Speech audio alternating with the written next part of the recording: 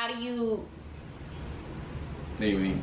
become aware of this self-awareness? What do you mean? Usually, the hurtful truth is that it usually takes pain.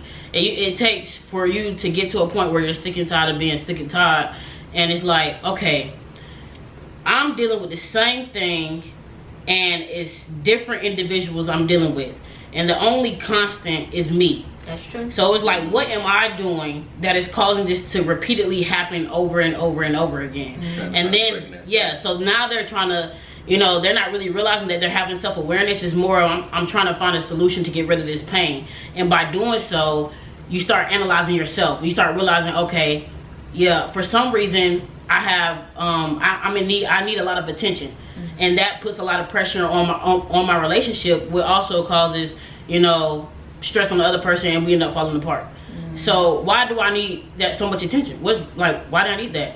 Because you have daddy issues, or because, you know, you have low self-esteem and you need that validation that that person is actually interested in you, or like whatever it may be. It's like, then you start realizing, okay, I need to change that, or whatever. So do you feel like if you don't resolve past hurts, or maybe other issues that are going on in your life that are unresolved, it can affect other new relationships that you are trying to build, or other places that you're trying to go? Absolutely. I look at it like this: if you have voids in your life, or in you, regardless of the situation is, like you've been molested, you've been hurt, you've been cheated on, or you know your dad wasn't there, or your mom hurt you, or something like that, whatever the situation is, whatever the void is you're not full.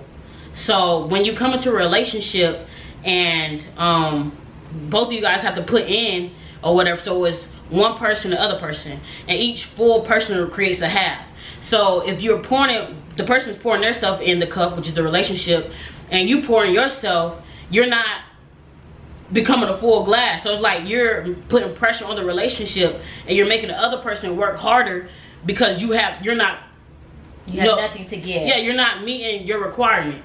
So like, if for an example, say you need attention because your dad was not there in your life or something like that, and you need all this attention from this guy or whatever, then like, because you have that void, it's requiring him to do more than what he has to, you know what I'm saying? So then he's stressed out, and it's putting stress on the relationship, and then it end up not working, and then now you blaming love, and you blaming relationships, and you blaming men when it's actually you. Your daddy issues. Yeah. So what about you, JR? Have you been in any type of experiences with, you know, dating or any type of relationships that where you seen that when someone doesn't, or even for yourself, that you seen if you don't deal with unresolved issues that you have internally within, that it does affect the relationship that you're trying to build with that person? Well, me, I mean, I could say it's a lot of things that I struggle with. As far as, I mean, let me see, my biggest thing, I'm just gonna speak on me, because I don't wanna, you know, somebody watch this. Keep it real, keep it 100. I'm gonna say, because I feel like a lot of people I've dealt with in maybe the past 5 years or something, I think I have caught myself leaving a trail of hurt just because of void I'm trying to fill, and haven't really discovered why, if that makes any sense. Like, I don't know if it's like just, I don't know, just a fear of being alone or something. I just, you know, I had to catch myself, you know, and realize that, you know, I'm the problem when I might hurt somebody else and feel like I'm innocent.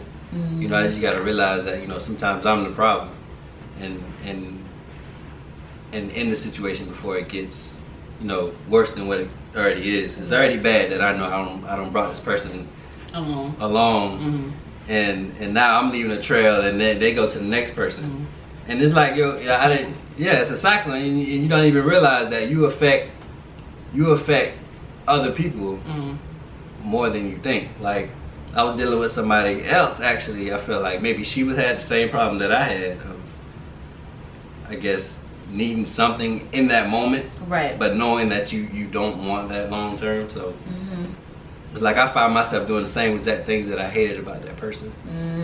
So it's like now I see it doing you know, the people I've dealt with. Now I see them doing the same thing to other people. Right. So it's like a virus. It is, and it's sometimes you gotta be mature about it and just, you know, try to.